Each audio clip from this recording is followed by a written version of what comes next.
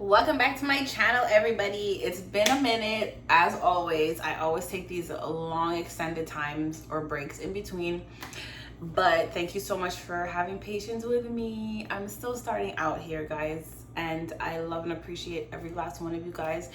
The new subscribers, I see you guys, and the people commenting and coming back on my older posts and all that good stuff. So thank you so much, for you guys, for your support. I am trying to get to 1,000 followers. You guys help me. But I do realize that comes with consistency, so I gotta get better. Anyways, you guys, as you can tell from the title, sorry, this is like wax that fell on my hand. I am doing a story time about my recent trip to Atlanta, but furthermore, it's more so touching on the fact that I almost got kidnapped or killed. Whatever the case may be. So I'll jump right into the story, guys. I was supposed to meet somebody at a party.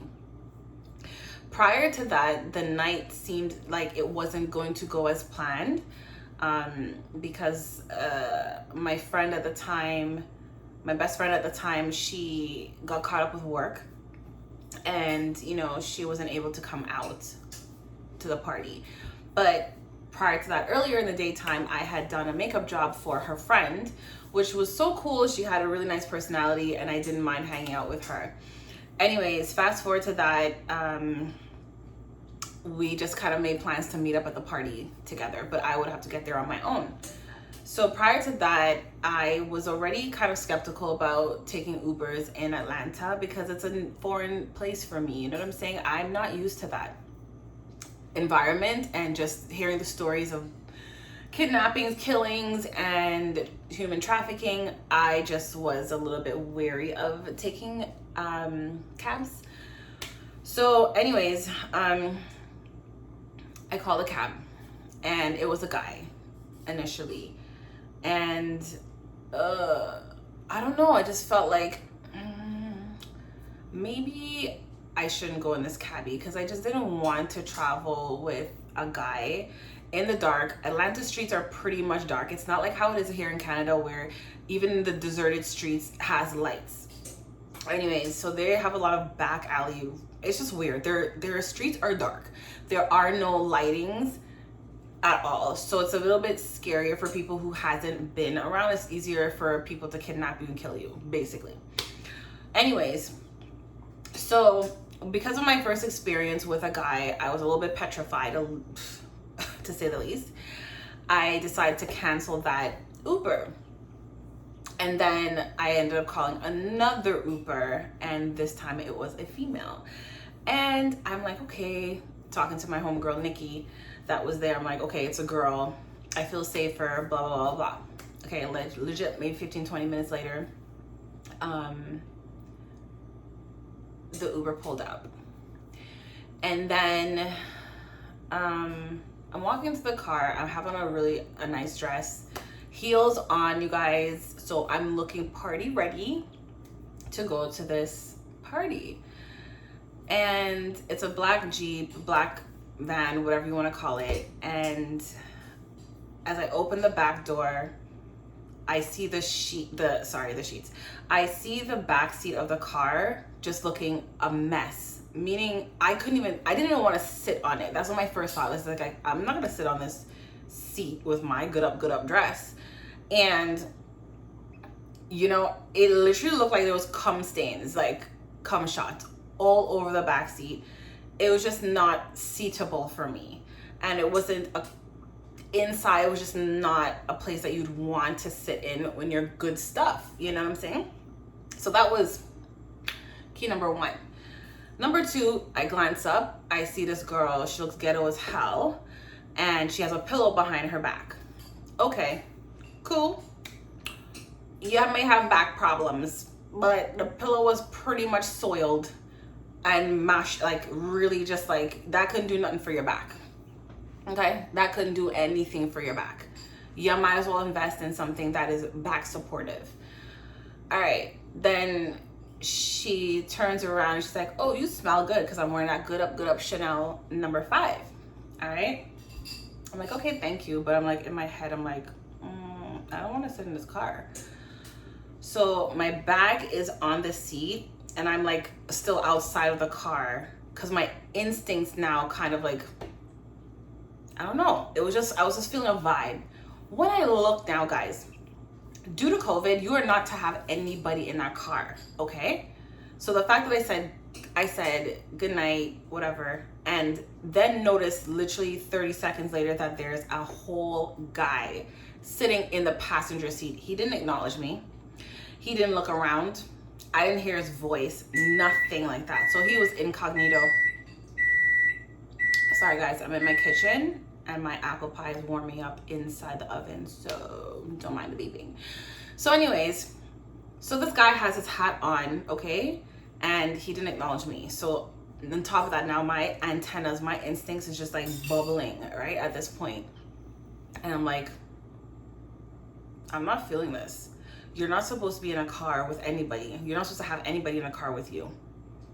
So at that point now, something tells me to pretend like I'm looking for something in my bag, to now call my homegirl Nikki to tell her I forgot something. So first things is just like, okay, my keys. I forgot my keys. But bait ass keys start jingling in the bag. So I'm like, shit, I can't lie about my keys, because they done heard the keys rattling. And then I said, okay, my shoes. I looked at my shoes that I already had the flats in my bag, because I knew I haven't worn heels in a very long time, and these were like 1 hour heels I was wearing.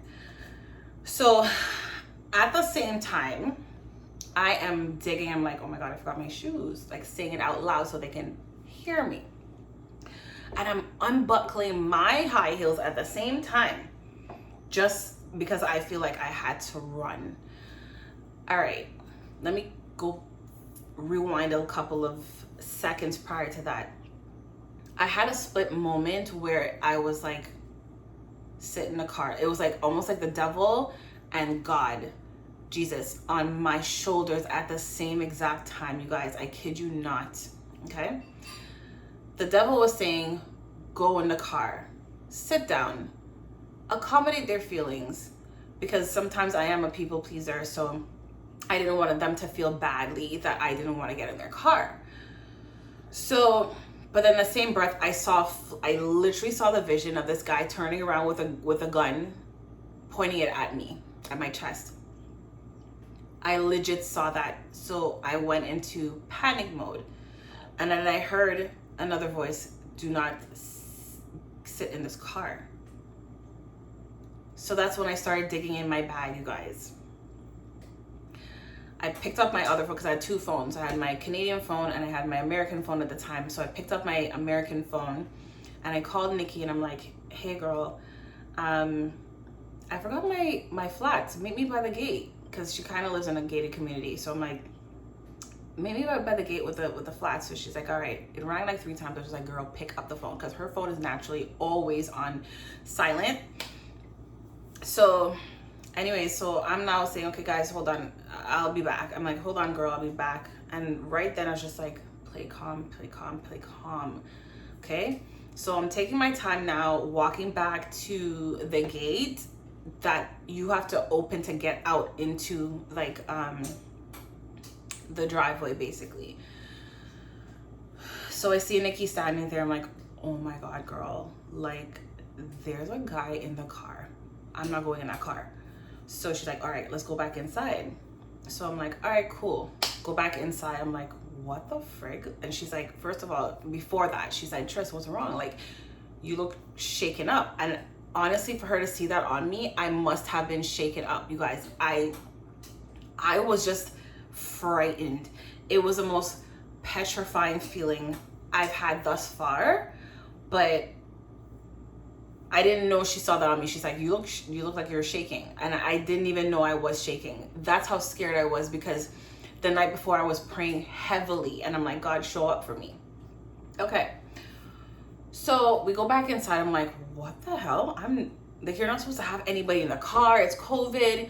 And that is not a passenger. That was a whole other person that she didn't have to have it in that car. All right, cool. Now I'm like, girl, oof, maybe I'm not supposed to go out tonight. Like, whatever. Cancel that whole situation. And I'm like, oh, she's like, no, enjoy yourself. Go out, whatever. I'm like, all right, cool. I said, you know what? I said, girl, imagine they're still out there. Like, I'm like, listen, I want them to like drive far away from this whole situation so that I can then call another Uber. But I'm like, Nikki, call it from your phone, because I don't want them to get the alert from my phone and then they come back around because they probably pissed off that I canceled on them and whatever the case may be. So she's like, you know, whatever, no, Tristan, it's nothing like that. I'm like, girl, I am not from here. My antennas are bumping right now, so I'm gonna think what I think. I'm feeling what I'm feeling. It is what it is. So she ended up calling the Uber, another Uber. This is Uber number 3 for me to go out on her phone. And I'm like, so this is like half an hour later. And I'm like, girl, imagine that they're still waiting outside there for me. She's like, girl, they're not gonna be out there. They gotta go make their money, honey. And I'm like, all right, cool.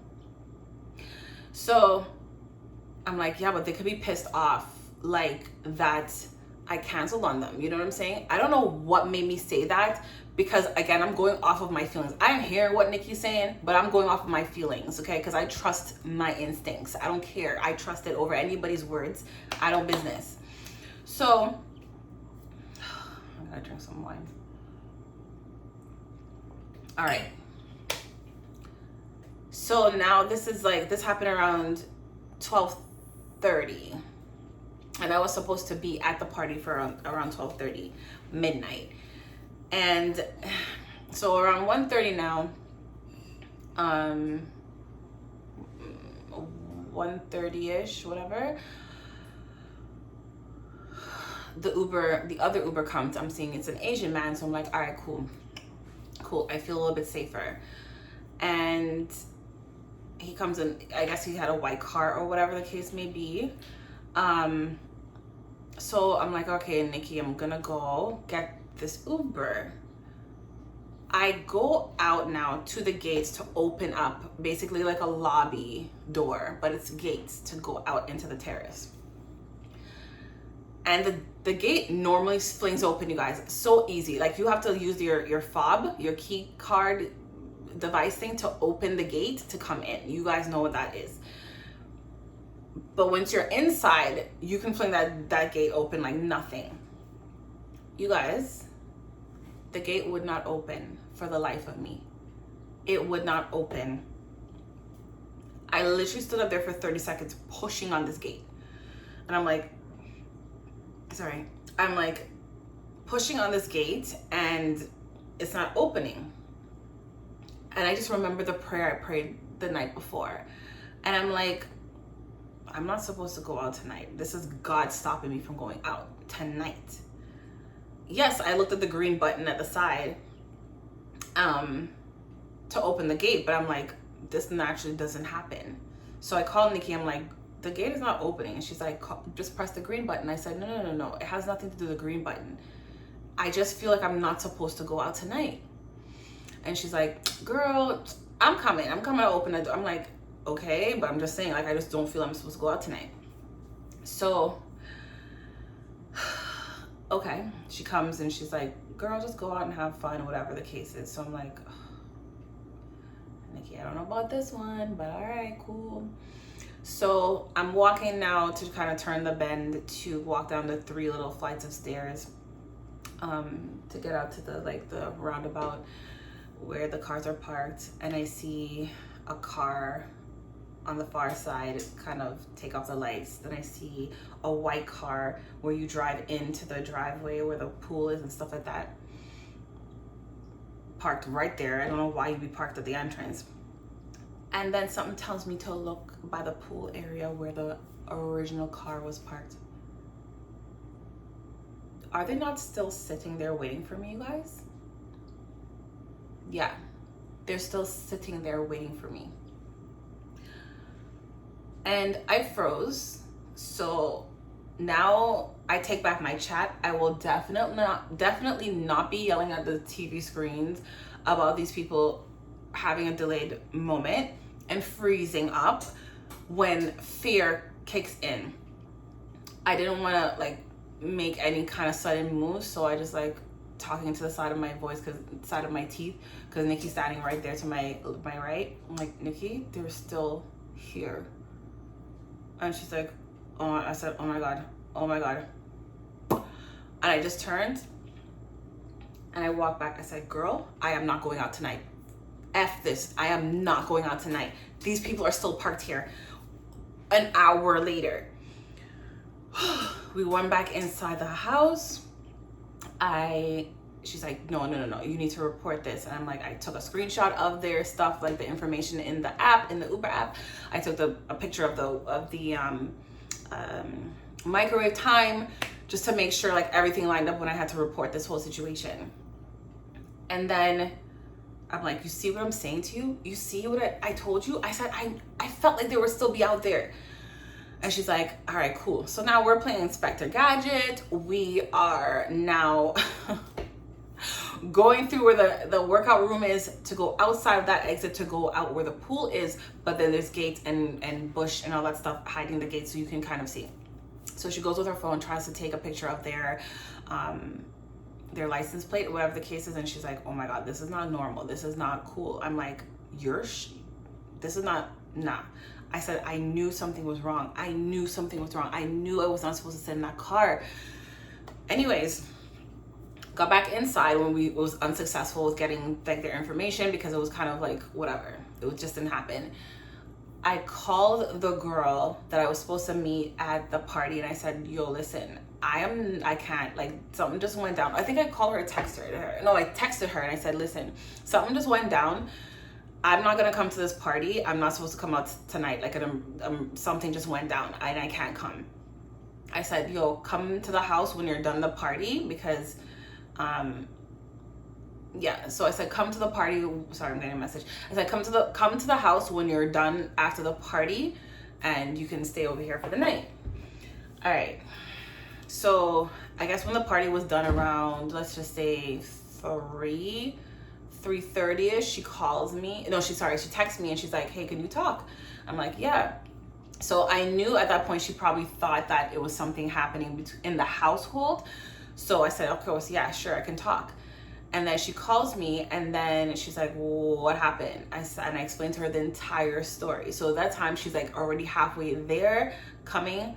Hold on, you guys, I just need to go and take this apple pie out because I don't want it to burn.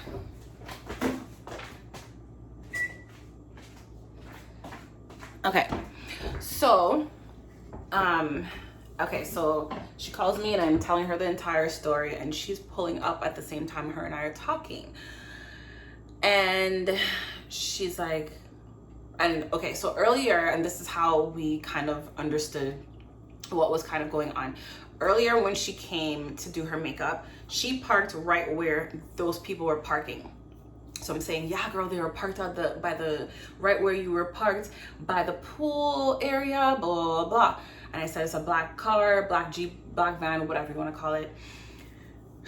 And she's like, she pulls up because she was on the phone with another person, a guy, I guess. And then she's like, B-I-T-C-H, yo, the car is still here. I'm like, what? And she's like, the car is still here. Now, I'm afraid to come in. I'm like, girl, get inside. Ain't nobody know that you're coming in here for me. Like, they don't even know the door number. So she's like, yo, oh my goodness. Nah, this is not right. This is literally, guys, from 12 something, a little bit after 12, to now 3, almost 4 o'clock in the morning. Okay, you do the math. That's about 3, almost 4 hours. These two psychopaths were sitting down there waiting for me to come back outside. I said, so I'm paranoid now? Because I know what I thought and I know what I felt, okay? I know what I felt. Anyway, so she comes in. I open the gate for her. I'm like, she pulls out the phone, she calls the police. But in Atlanta, I don't know if this is how it is in the States. In Atlanta, they have this thing where they ask you if you require a call back or anything like that. She said no, and it was done from there. She's like, and then she reported the whole thing. Like it was her happening to her, because I already told her and explained to her the entire story.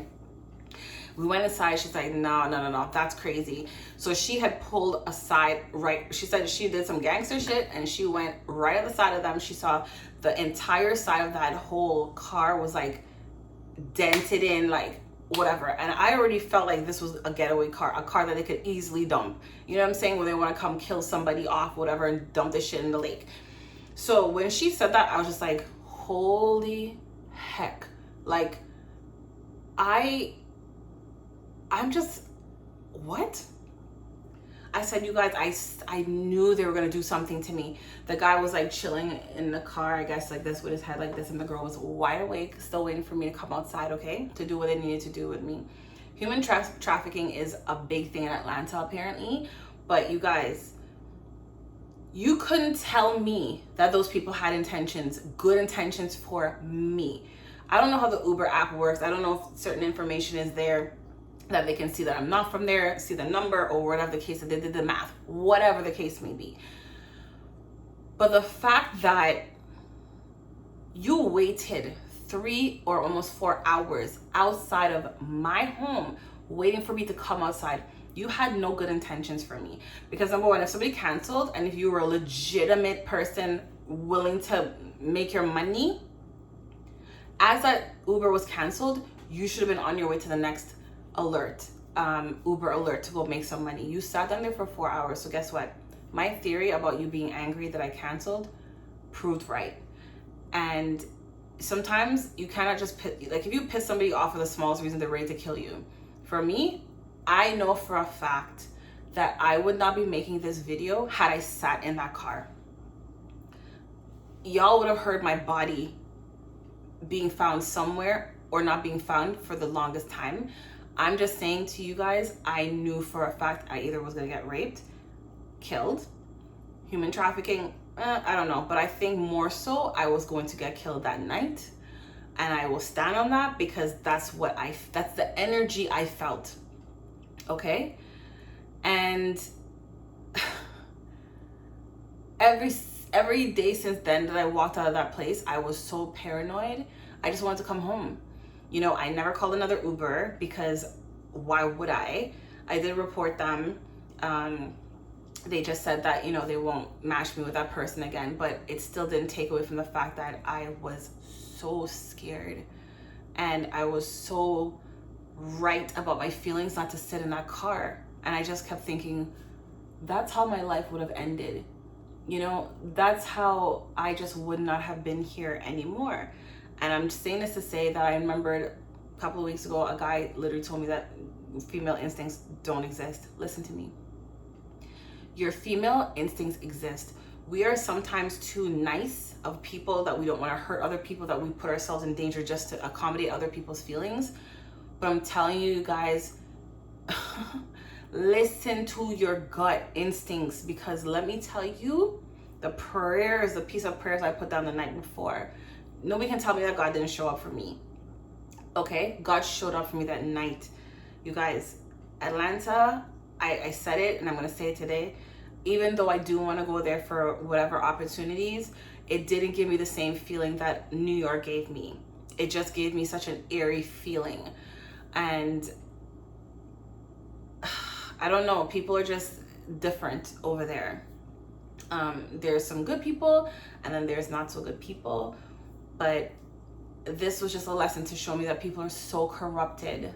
They're so corrupted, and they will kill you for the smallest things. It doesn't matter. You don't have to do nothing to nobody, and they will kill you, you know? But that is that part of that story, you guys. A lot of things went down in Atlanta. My trip didn't go as planned, unfortunately, but it's okay. I got a lot of positive things through it. I got closer to God through this entire situation, and I'm so proud of that. But you guys, it was a moment I will never forget, because I I just did TMZ. I just did the video for TMZ. I do TMZ here and there. And one of the topics, crazy enough, was a girl getting assaulted, an actress getting assaulted in an Uber. And her friend was in the Uber with her. And I guess when the friend came out the Uber, she carried on with her ride. But she started feeling a type of way because the exit that she was supposed to come off on was missed.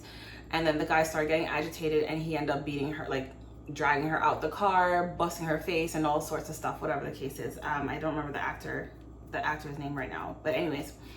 And then when her friend found out the situation, her friend literally said to her that I had such a feeling that this was gonna like, she said I had such a negative feeling. I wanted to tell you, get out the car, and she didn't do it.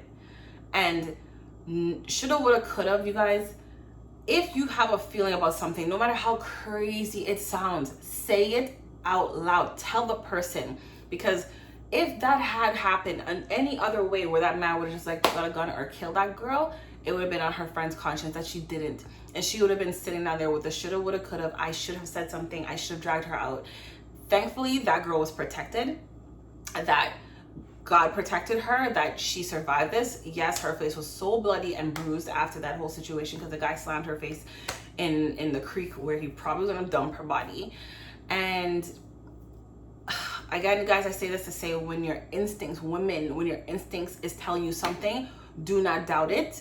It's better safe than sorry, because to sit down here and say that I almost sat in that car and just went with it. I literally almost sat in that car and went with it. And I didn't. And that was the biggest life lesson, that our intuition is real. God is speaking to us, and we need to listen and be obedient. Because I'm so thankful to be here to make this video for you guys. Whoever this touches, I hope it meets the right people and the right person at the right time. Please, if your instincts is telling you something, I don't care what it is, do not go. Do not go for it. Do not fight that feeling. Do not think that you're crazy. I'd rather you be safe than sorry.